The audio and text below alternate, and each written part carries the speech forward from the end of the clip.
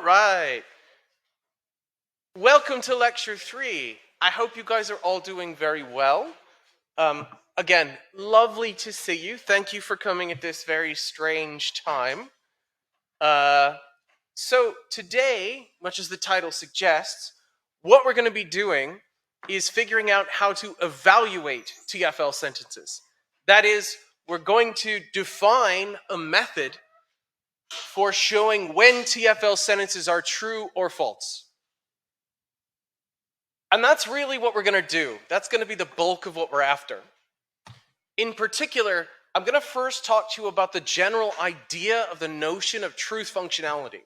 Like, why is our language called truth functional logic?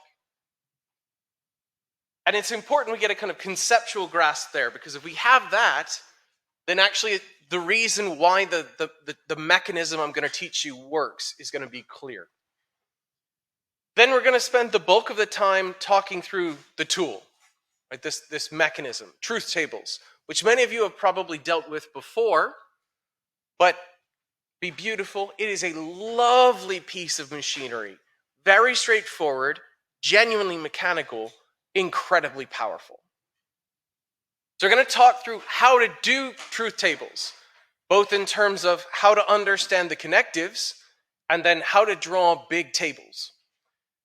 And then we're going to have the big, important semantic payoff. And that's just a fancy way to say we're going to actually use the machinery to do some stuff. In particular, all of those notions we defined in the first lecture, and I say defined here really in shutter quotes, things like necessary truth, necessary falsehood, contingency, joint consistency and inconsistency, and perhaps more importantly, validity. We're going to cash those notions out using this truth table machinery. So that's basically what I really want to do. If we're absolutely flying and everything's clicking, we'll talk about the stuff at the end. But I'll tell you right off the bat, this stuff at the end, much as the name suggests, is literally just shortcuts. I will never ask you on an exam to do shortcuts or partial tables. It's there if you want to do it. We'll talk about it in tutorials as well if we don't cover it here. Because, to be honest, it's really annoying for me to write out a full table at the chalkboard. So, the big game for today, get through the first 3 sections. If we have some time, we'll talk about section 4. If not, nothing lost. You can read the textbook about it. It's perfectly fine. Cool? Okay, good. So, let's talk about truth functionality.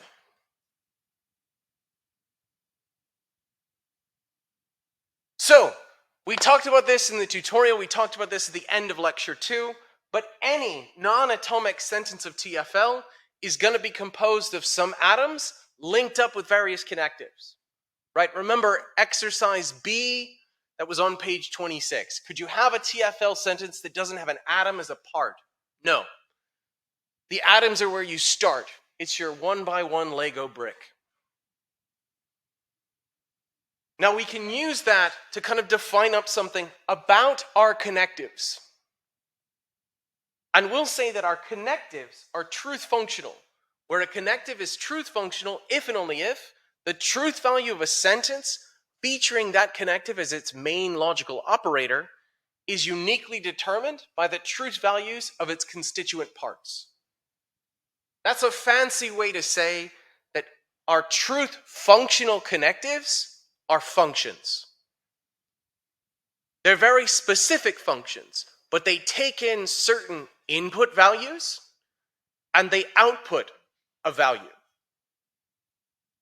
And the thing that's going to differentiate them is what function they are. But of course, what do they function on? Truth. So there's going to be certain truth values put in, either trues or falses, or some combination thereof. And then that's going to determine what the connective outputs. Because, shock horror, every connective in TFL is truth functional. To determine the truth value of a TFL sentence, all we're going to have to do is know the truth value of components. What that's going to mean is that we're going to play around with the truth values of the atoms. They'll determine the next level of complexity, and then the next level, and then the next level, until we hit the end. Yeah, that was very Trumpy, wasn't it? Like, I gotta get better at that. But this is the important thing. The connections are merely truth functional. They do nothing other than act as truth value inputs and outputs. They are simply a mapping between truth values. When we symbolize a sentence in TFL, we're ignoring everything other than the contribution of truth values of parts to truth values of things that they're part of. This is one of the reasons I tried to emphasize a couple times now, TFL doesn't play around with notions like meaning. There's no space for it. TFL is merely truth functional. It is literally basically like a wall of switches with some wires. Our atoms are going to have true or false, and they're going to be fed into connectives, and that's it. So natural language, English, Dutch, German, any natural language you want, has a lot of nuance, a lot of richness. There's things like implicatures, there's things like tone, there's emphasis. Obviously, there's nothing like that in TFL. It's only about the truth values of parts and then giving you the truth values of the wholes. One way we can see this is by looking at a particular example. So here's an English sentence, right? Brittany had a baby and got married. Now, many English listeners will hear that as implicitly having an order. It's implicitly suggesting that Brittany had the baby and then, at a later time, got married. The order of the conjuncts being presented to you gives you a temporal ordering. But note, if we map this, if we symbolize this into TFL, that goes away. Right? If we symbolize this as B, for Brittany had a baby, and M, as Brittany got married, we can write it this way, or we can write it the other way. These are the same sentences according to TFL. We lose the implicature about order here. But that's because we don't care. That sort of stuff isn't relevant for the kinds of things we're after. It's not going to be important for the validity. And this again is why whenever we're moving from natural language to TFL, we are not translating. We are merely symbolizing. So I'm saying all of this again to just drive home the very concept of what truth functionality is and what's good about it and bad about it. What's good about it is it's an extreme level of abstraction in a way that we can even map this onto switchboards. It's bad, in some sense of bad, in that, oh no, we've lost the implicature here. Oh, whatever will we do? We can ask, did you mean Brittany first had a baby and then got married? In which case, cool, I can give you a structured sentence in a slightly better way.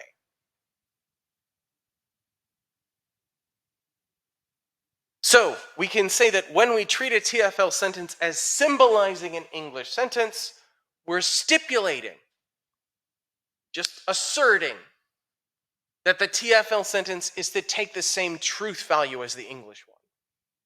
And we're going to be very careful to capture the structure to reinforce that idea.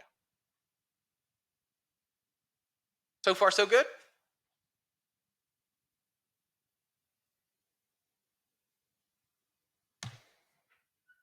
So, again, kind of running with truth functionality. As we said at the top, any non-atomic sentence of TFL is composed of atomic sentences linked by sentential connectives.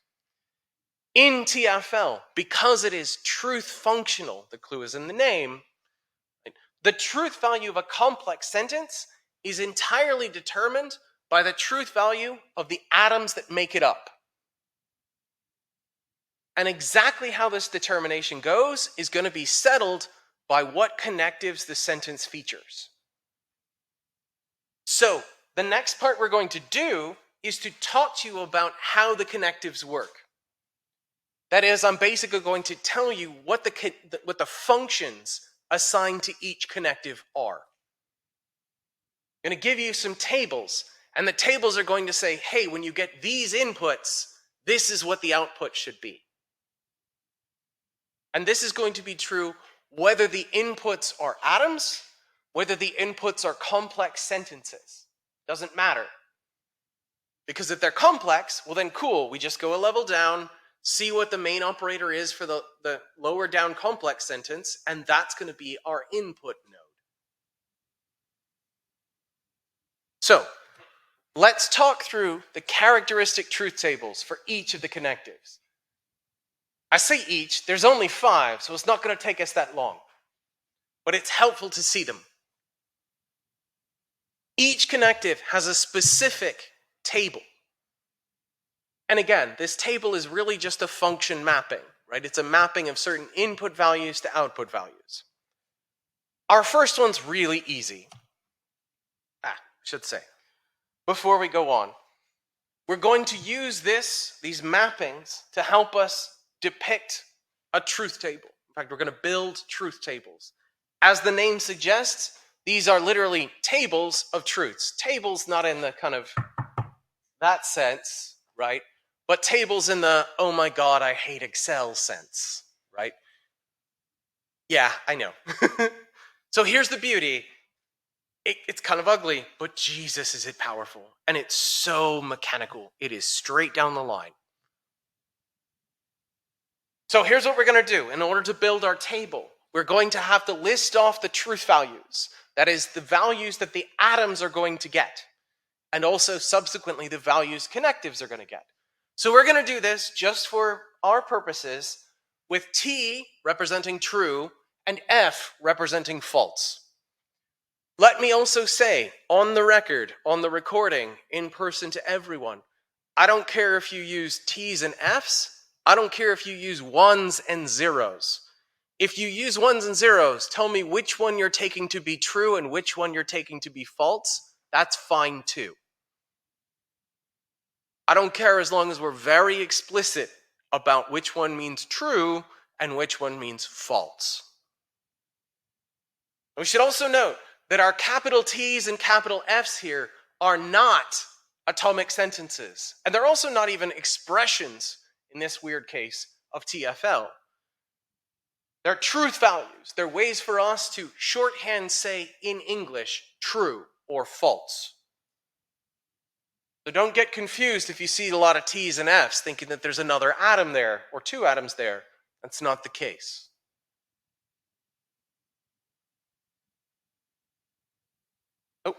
So some terminology.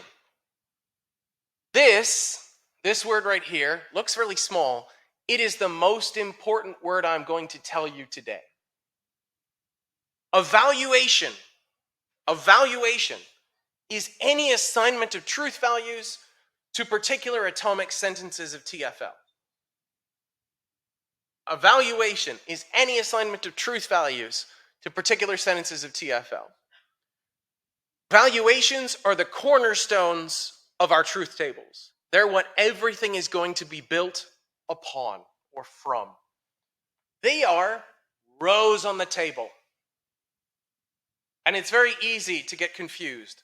Rows are the ones that go across, columns go up and down. Easy thing to remember. You row across the river, columns are used to build or lift up the roof. An individual row of the table represents a valuation. That is, an assignment of truth values to the relevant atomic sentences. When we look at a big table, each row represents a possible valuation. That is, some possible combination of assigned truth values to atomic sentences. True, all false, some true, some false. The other way around, however you want to go. Each one of those is going to be a given valuation. And then our entire truth table, our big, beautiful Excel sheet, is going to list all of the relevant valuations, and in that way is going to give us all possible valuations that are relevant.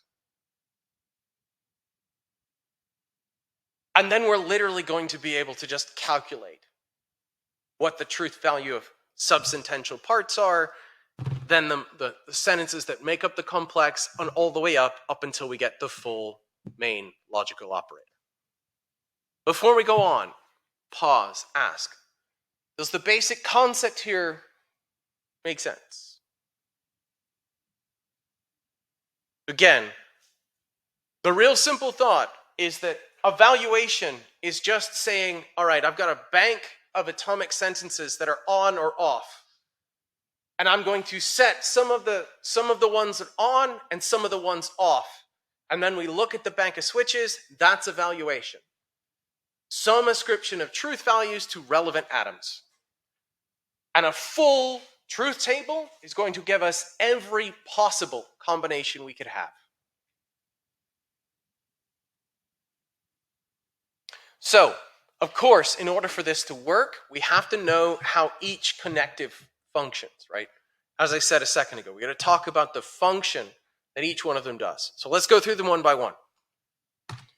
Start with the easiest one, negation. Right? And this gives you a sense of how the table will look. I'm going to list all of the relevant atoms and their assigned truth values over here. And over here, it's going to have the output value. Right? So for negation, it's very simple. Negation's a flipper. If you plug in true, it outputs false. If you plug in false, it outputs true. Whatever you feed in, it gives you the opposite. Easy peasy. Makes sense, negation only has one input because it only takes one sentence at a time. Right? The grammar helps us be clear about why it only gets one input. All the rest are going to have two inputs. Again, makes sense because every other connective is a two-place connective. It needs sentences on either sides. Last thing to note is note that this, right, it's in my sexy swash font. So that means that this could be an atom or this could be a complex sentence that we've already determined the truth value of. All that matters is whatever you feed in, it gives you the other truth value. So far, so good with negation. Okay. So, negation's easy. Let's talk about the next one. Conjunction. Conjunction. Now note, this table, we've got two pairs of or a pair of inputs. Right? Two inputs coming in. And of course, if we have two inputs coming in, that means there's four possible combinations.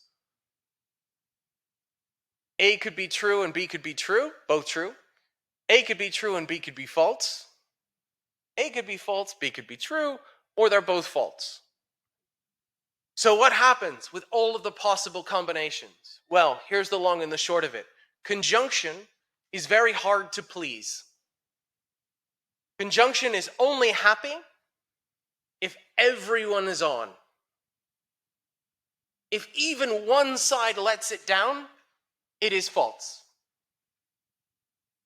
Again, conjunction, hard to please, needs both inputs as true in order to output true. In every other case, it is false. Please. Good. So I'm going to give you a different connective that's going to do this. But here's the thought. Remember what conjunction is supposed to capture. It captures roughly the intuitive claim that both A and B. That was the kind of English roughly that we talked about last week that conjunction's supposed to get, right? If both Hoob and Alfred are going to play with me, right, play football with me, bad thing to say, then what happens if neither of them show up? Well, it's certainly not true that they both came to play. That's the kind of running thought. Conjunction here is really difficult to please. It needs both input values. But yes, I'm going to give you one in about 10 slides or so. It's going to give you both. The one that you were thinking about. Okay. So far so good with negation and conjunction. And is it also clear how we're reading this table? Right? We're reading, effectively draw something like a big line right here, right? The stuff to the left is the input values in various combinations, and the stuff to the right is telling you what the output value would be. So, we've got negation, it's the flipper. Conjunction, it's only on if both are on coming in.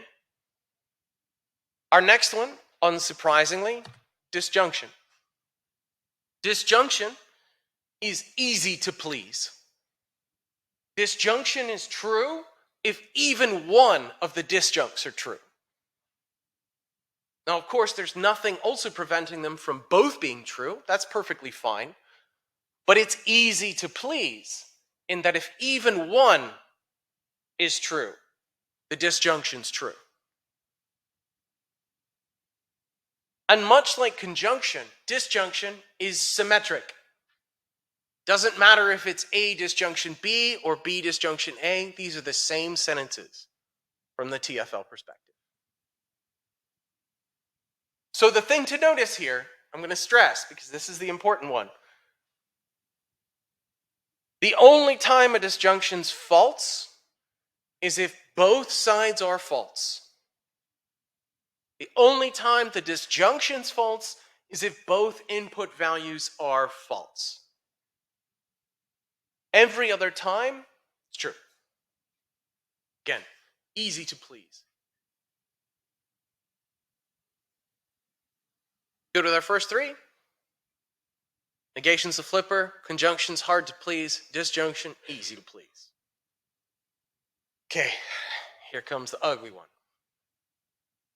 The conditional is ugly. We've talked about it in the tutorials, but it's useful to be very clear here.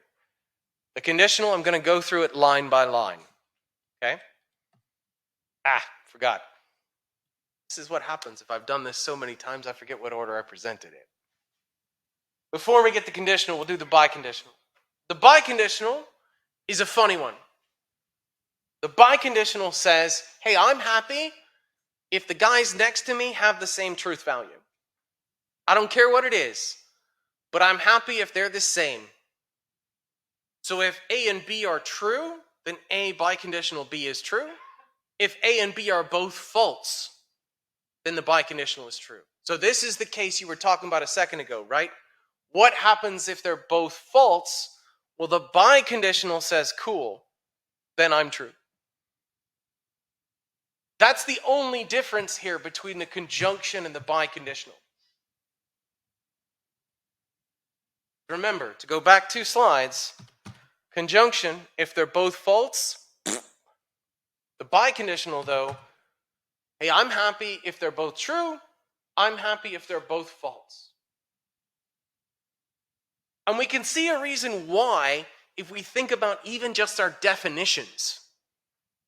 Right? Remember all the definitions we've given.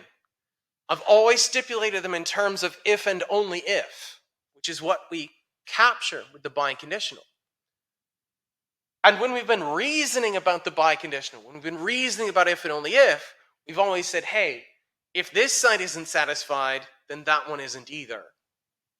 That's to already grasp the idea that the biconditional is true when both sides are false. Again, biconditional, happy if they're both true, happy if they're both false. The only time it's upset is if the guys around it aren't happy. Now, finally, apologies. Let's get to my conditional. So the conditional, again, ugly, unintuitive, but it is what it is. The first line of the conditional, when A and B are both true, is true. The second line of the conditional, when our antecedent is true and our consequent is false, the conditional is false. The third line in our table, when the antecedent is false and the consequent is true, the conditional is true. If the antecedent is false and the consequent is true, the conditional is true. And finally, if the antecedent and consequent are both false, the conditional is still true. Now, before we go on, let's just pause and ask, who finds that a little bit weird? Because it is. And maybe we can think about what's weird here. What is weird here? I'll give you two things that jump off for many people. Our first thing is that no matter what, if the antecedent is false, the conditional is always true. If the antecedent is false, regardless of what happens with the consequent, if it's true or false, the conditional is always true. So that means this is a true conditional. If there are exactly 50 people in this room, then there are exactly 5,000 people in this room. I'm pretty sure the antecedent there is false. That's weird. That seems really weird. This seems like a conditional that should not, in fact, be true. But on our truth functional treatment, it is. That's ugly. That's ugly. So there's our first weirdness. Our first, we'll call it a paradox. Here's the second paradox. Whenever the consequence is true, no matter what the antecedent is, a conditional is true. If Nathan is a professional footballer, clearly, then Tilburg is in the Netherlands. That conditional is true, despite the fact that I obviously am not a professional footballer. I wish I was. Be paid better. Again, many people will intuitively and naturally find that really weird. I suspect most people in this room do. This one, this true conditional here, and to go back a slide, this one, both feel repugnant. They feel counterintuitive, I suspect. And these results are, in some sense, paradoxical. They're not paradoxical in the sense they generate a contradiction, but they're a violation of our intuitions. So this kind of leads to a big question. Why in the fuck are we thinking about if then in this way then? If it's this fucking ugly? Which, again, I suspect many of you who read the things or have listened to me in the last few minutes are wondering, why are we doing this? There's a couple reasons, and I want to articulate them because this is often the hardest one for people to parse. So the deep dark reason, remember what we're trying to do. The core idea behind developing TFL is that we're constructing a formal language that consists of atomic sentences and truth functional connectives. And it's designed to help us make clear when arguments are valid in virtue purely of their form, not about what they say, not about the meaning of the sentences involved. And remember earlier, our definition of truth functionality. It's defined purely in terms of what truth values go in and the truth value that comes out. If that is the task, if that is what we're trying to do with TFL, then put really bluntly, that table is the best we're going to get. Because every other option doesn't come even remotely close to capturing how we think of if then. It's either going to turn out to be one of the other connectives we already have, or one that gives us really ugly results when we apply it to everyday if-then sentences in English. So if we're going to make a truth functional language, which seems like a pretty good place to start when thinking about validity and virtue of form, this is the best we're going to get. Now that and €2 will of course get you a cup of coffee. So I'm sure that's not really very comforting. So we can also give a slightly stronger motivation for thinking that this is pretty good.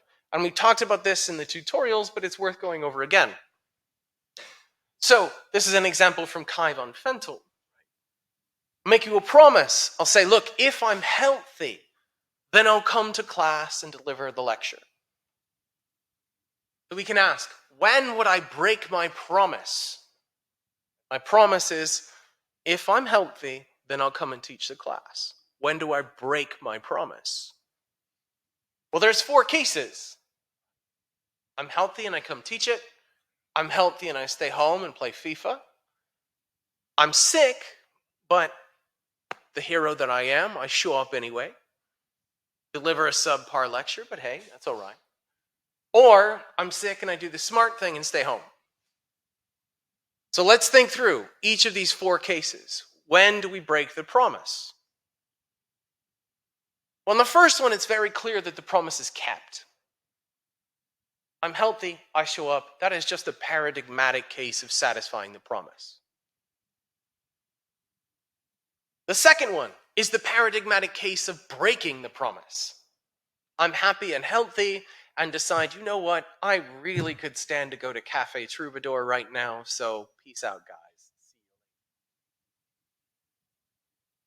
So far, so good. No problem with the first 2.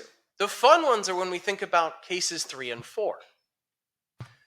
So in case 3, I'm sick, but I show up. I don't break my promise.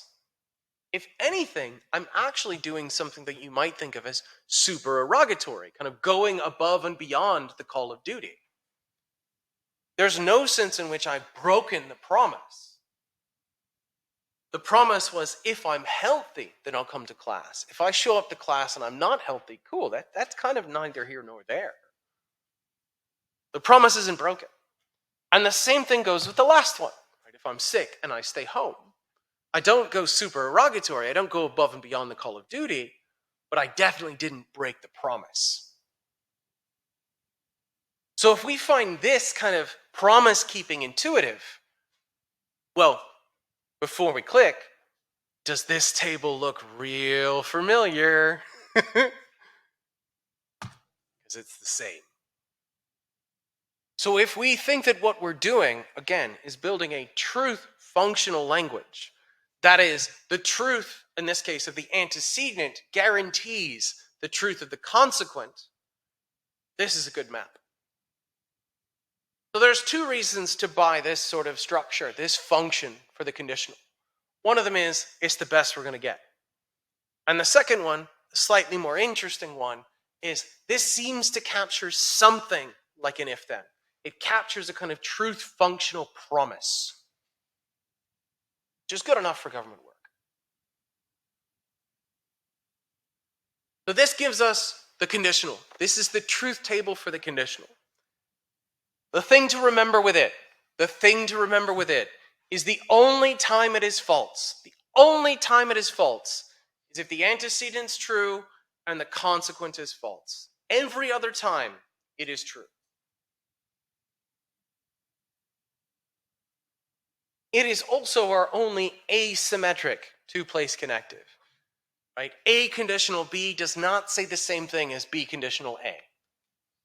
It'd be very easy to come up with cases where one is true and the other is false. So, before we press on, pause, ask, how are we feeling about our 5 connectives? Again, the negation is a flipper. Whatever you go in, it gives you the other value out.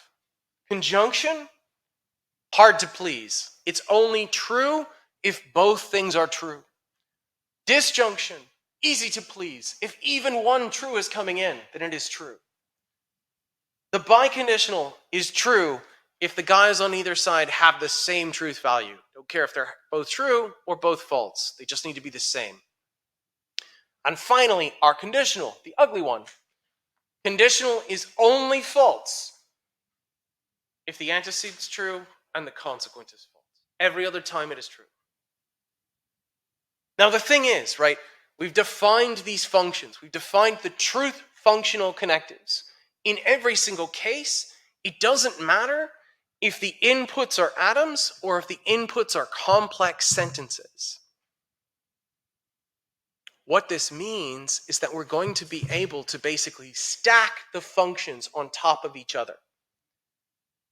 And in fact, that's just what a very complex TFL sentence is. It is merely a stacking of these connectives, effectively. This is how we're going to build our beautiful truth table machinery.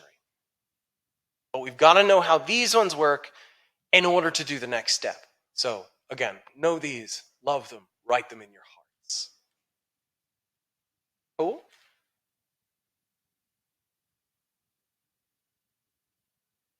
So when we're thinking about the conditional, it is ugly. And it has these weird paradoxes. But they're paradoxes in the everyday English, arguably because there's something like a kind of pragmatic implicature here. But we're only cared about truth functionality, so not our problem. Let's talk about complete truth tables. This is where we're going to take all of the stuff that we just talked about and shove it together into a beautiful little Excel fucking file looking motherfucker. All right. So here's the big definition for this part. A complete truth table has a line for every possible assignment of true and false to the relevant atomic sentences. Put another way, a complete truth table has a valuation for every relevant one. Each line represents a valuation.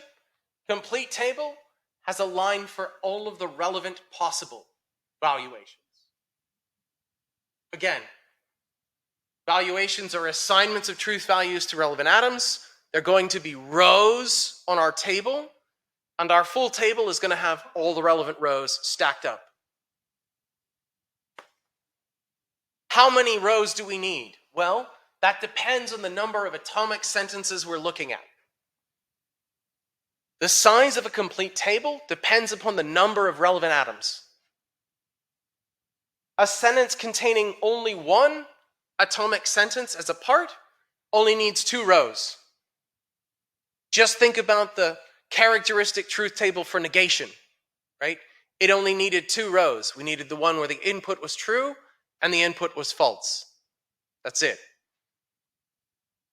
Meanwhile, a sentence that has 2 atomic sentences as parts is going to need 4 rows, where they're both true, where they're both false, and the 2 intermediate stages. 3 atomic sentences will be 8 rows. 4, you can start to guess. 4 is going to be 16. So on, and so on, and so on. In fact, if a sentence has n different atomic sentences, then the complete truth table is going to have 2 to the n rows.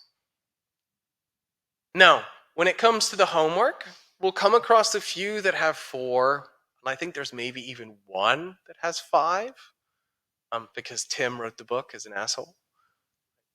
When it comes to the exam, I'm not going to ask you one that's longer than 4, because we're doing this under time pressures, and it's fine. I don't need you to crank out line after line after line of truth table. I'm interested to know if you know how to do them and to read them. But it's worth knowing how we could extend this theoretically indefinitely. So, how do we fill in our truth table? How do we make sure that we cover every possible valuation? Well, here's the method I'm going to suggest. You don't have to do this, but it's a pretty good suggestion. First thing first, take all the atoms, look at your sentence or sentences, extract all the atoms, put them into something like alphabetical order. A little to the left of where you've written all the sentences. Now, what we're going to do is fill the column underneath the sentence closest to whatever we're looking at. And we're going to start by just alternating between true, false, true, false, true, false, depending on how many we need. If there's only 2 atoms, you only got to do true, false, and you're done. If there's 3, well, then it's going to be 8 true falses, right? True, false, true, false, true, false, true, false. After you've got that column done, move 1 atom to the left. And we fill the column underneath it by doubling. 2 trues, 2 falses, 2 trues, 2 falses, so on until we've got all of the numbers that we need. Then for the next one, you double it. So it'd be 4 trues followed by 4 falses. And then if there's another one, you double that again. So 8 trues in a row, 8 falses. This is a very simple mechanical way to ensure that you're getting every possible combination. You don't have to do it, but by God, it is the easiest way to do this. Again, do we see the general idea here, right? We're extracting all of the atoms from whatever we're looking at. We list them over in some little kind of sidebar. And then we're going to try and ensure that we have every possible valuation. And one easy mechanical way to do that is list true, false under the first one, then true, true, false, false, true, true, false, false under the second, 4 trues, 4 falses under the third, and so on, and so on, and so on. That's a little abstract, so it's easier to see an example, but I want to tell you about this process first, okay? So let's quickly look at an example. Let's build a complete truth table for this sentence. I've already gone ahead and done it, at least the beginnings. I've written down our sentence. Note that when you write this sentence down, you want to be sure to leave columns under every atom and every connective. Also, it's very important, write down every goddamn parentheses. Remember, we need them to make sure that there's no grammatical ambiguity. It tells us the scope of the connectives. So, I wrote the sentence down, and then what I did is I pulled the atoms out. So in this case, we've got 3 atoms. What's next? If we're going to build a complete truth table, what do we do next?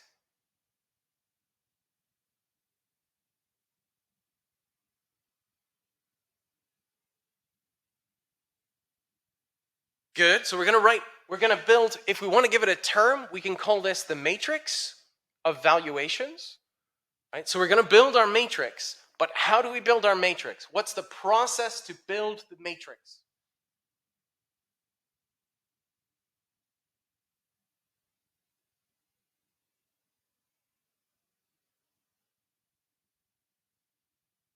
Good. So we've already jumped it. Let's go the other. Let's build from the just regular flipping outwards, right? But we've got the same idea.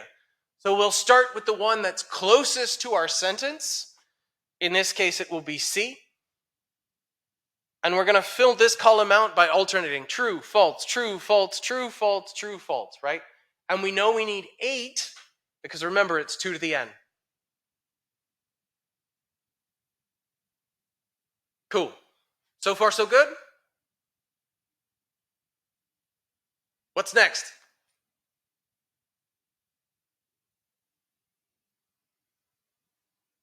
Double it up. Double it up. And then just as your man said a second ago, right, our last one, we double it one more time. Bingo, bango. Now, what has this given us? This has given us a matrix. It tells us, hey, here are all the possible valuations. Remember, a valuation is an assignment of truth values to relevant atomic sentences. These are all the valuations that are relevant to this sentence. We literally have a table of every fucking situation that matters to this sentence. So what do we do next? What we do next is we copy each column. That is, every instance of the sentence A that's in our sentence we're looking at, we're going to copy this column and paste it underneath. And the same thing for every instance of B and every instance of C. We're going to take this column and it's going to be pasted here. And we're going to take this column and it's going to be pasted under B and A, right? And this would be true whether there's a single instance of each atom or if there's multiple instances of each atom. We don't care. Every occurrence of the relevant atomic sentence in here, we copy whatever is in the column underneath in our matrix. So, Again, this is just bookkeeping to make our lives easy. So we don't have to keep looking at the matrix and then sliding our eyes back over the thing. Okay. Good so far?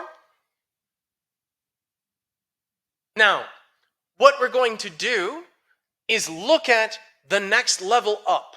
We fixed the values for the atoms. We now are going to fill in the columns for the connectives. But importantly, we have to fill in the columns for the connectives at the levels that have emerged. So instead of, right, we've done the atoms. What we now do is, what's the level immediately above the atoms? What connectives are attached directly to atoms? Yeah, go ahead. Yeah, sorry, I thought that was a... Sorry, scary. Yeah, go ahead. Negation's one, right? And what's the other one? Yeah, right?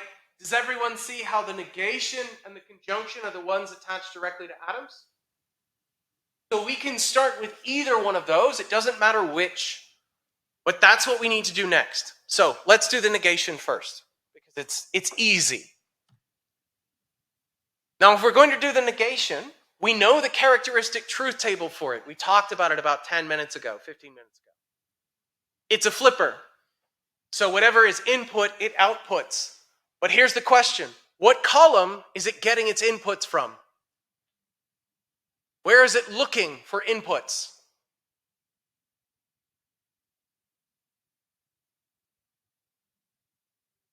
It's looking at C, right? It's looking at C. It's going to take in the stuff that's in this column and then just output whatever the opposite truth value is. Cool. Okay, so we've already done our first one. Nice. Now, we've already mentioned the other first order or first level connective is the conjunction. Where is the conjunction looking for its input values? What are the input values here? The columns under A and B. The columns under A and B. So what we do for this one, again, we talked about the characteristic truth table for conjunction. We look row by row to see what the input values are, and they determine what we write. So for our first one, what's going to go in here? It's true, right? Again, remember, conjunction, hard to please. It's only happy if it's getting two trues coming in. A is true and B is true, so it's true. How about our second one? It's also true, right? Same reason. How about the third one? It's false, right? It's false because if even one of them lets it down, then it is false. And in fact, if we go from here down, what's the truth value going to be? If we go from the third row all the way down, it's false in every single instance, because the only time conjunction's true is if both inputs are true. So we get a column that looks like that. And before we press on, is this opening kind of process making sense? But it's okay, right? Again, that's what we're talking about. Because if you've got this, you've got it. This is it. It's just going to be this, but just writ large for bigger and bigger, bigger. Okay. So far, so good. Now, we've got one column left. Note, it is also the main logical operator for the sentence. This is what happens whenever you do a truth table. The last column you will fill in will be the main logical operator for the sentence. And it's the conditional. So, important question. Where is the conditional looking for its input values? It has to have two. What are the input values? The conjunction and the negation, right? Those are the columns that are going to be its input values. So when we now look at what to put in, is this going to be a T or an F, a T or an F, things. The values we're looking at are those two. This is our antecedent, and that's our consequent. So, what do we have for our first one?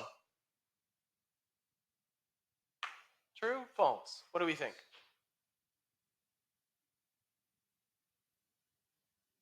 So this first one's going to be false, because again, remember, it's tricky. The only time a conditional is false is if the antecedent's true and the consequence false. And in this case, antecedent is true, consequence false. So this first one's going to be false. How about our second one? It's true. And our third one? Third one's true, right? Third one's true, because remember, the only time it's false is if the antecedent's true and the consequence false. So in fact, what's it going to be from row 2 all the way down? It's going to be true. So we get a column that looks like that. And hey, we just did our first complete truth table for this sentence. Again, you've already seen how this works. The rest of it is gravy. We start by building the matrix, building the collection of valuations, the truth values we could assign to the relevant atoms. We then copy those over into all of the instances of the relevant atoms, and then we go, what's the next level up? Let's fix those. What's the next level up? Let's fix those. What's the next level up? Until we hit the main logical operator. It is that. That is all it is. We feel okay about it.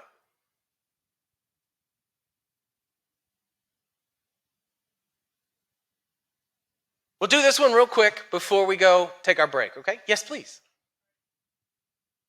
Please.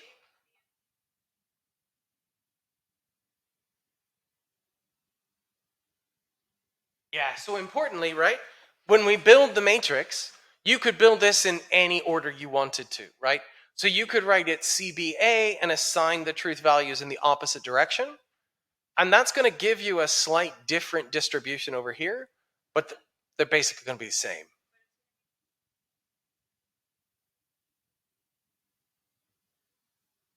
It depends on the number of atoms we have. So to give you an example, right? This sentence only has 2 atoms. Is that kind of addressing your question?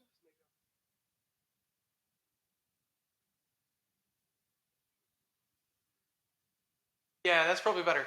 I think we're miscommunicating. So importantly, the thing to remember, and this is the important thing, is when we build the matrix, what determines the sentences that we're putting in the matrix are what atomic sentences are in the thing we're looking at.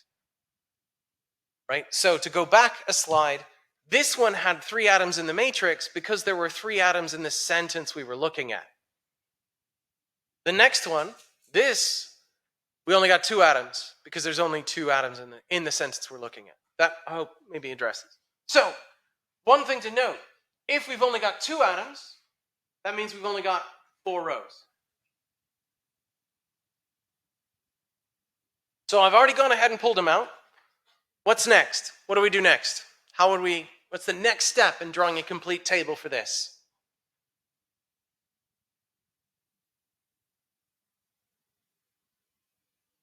Yep, so true, false under C. And then, of course, double it up for B. Next, what do we do next if we're going to do a full table? Not very exciting. Yeah, please. Copy the column, duplicate it under each letter, right? So every instance of B gets what was under B in our matrix, and every instance of C gets what's under C in our matrix. So, bang. Beautiful. Copy, paste. Now then, what's next? What do we do next? I heard it. Which one? Got a couple.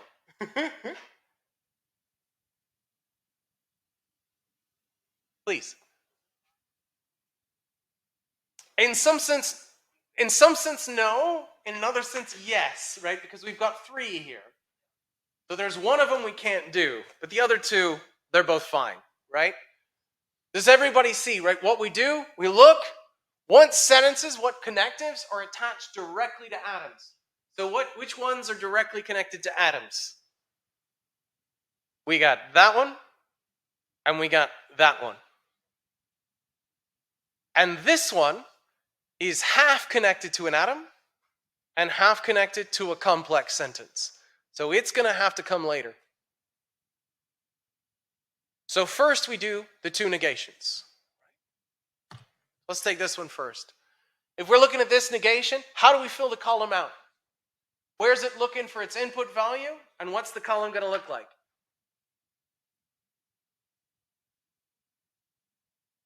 Cool. And why?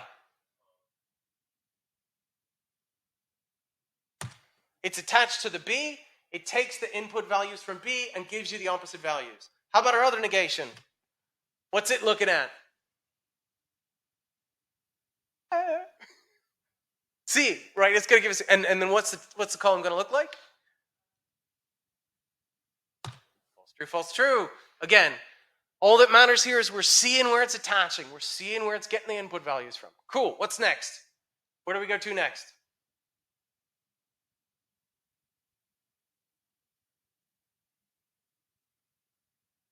Nice. Where's it looking? So it's not looking at C and B. Yeah, nice. So this input, the input values for the conjunction are the two negations, right? Indirectly it's at C and B, but filtered through the negations. Those are in the way. Cool. So how do we fill it out?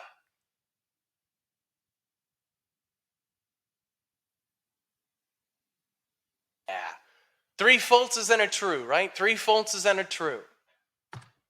Because the only time conjunction's happy is if both sides are happy.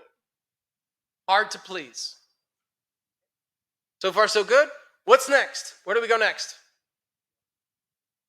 Nice. And where's it looking? Yeah. It's going to look at B and the conjunction we just defined.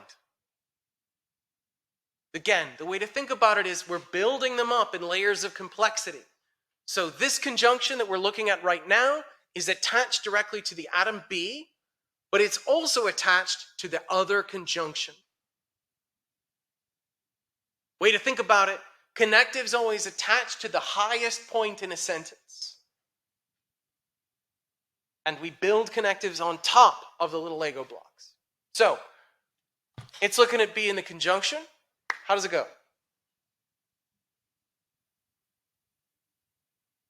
Easy, right? Conjunction, hard to please, needs both sides to be true. If we look at our columns, ain't nobody ever true at the same time. All false. Cool. What's next? Where's it looking? The conjunction we just did, right? That's going to be the input value. And what's the column going to look like? All true. Coolio. So, doesn't matter how many atoms we get, the process is the same. Now, before we go on, take our little break real quick. Real fun. First question, how are we feeling about the input-output thing? We getting the table building?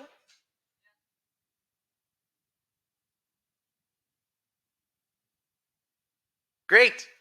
Great. Second question, before we break, what kind of sentence is this? What kind of sentence is it? Oh, it's not a contradiction. It's a necessary truth, right? Because it's true in every valuation. It's always true. No matter what you do, this sentence is always true. Now, there's a contradiction inside, but the sentence itself, right, is always true. Now, note, that right there is exactly the reason we want to be involved in this mechanism. Because what it's going to be able to do is to show us exactly when a sentence is always true, when a sentence is always false, when it's going to be true or false. Okay, so it's 47 right now. Take a break to 57, so 10 minutes. Come back in 10 minutes and we'll rock on.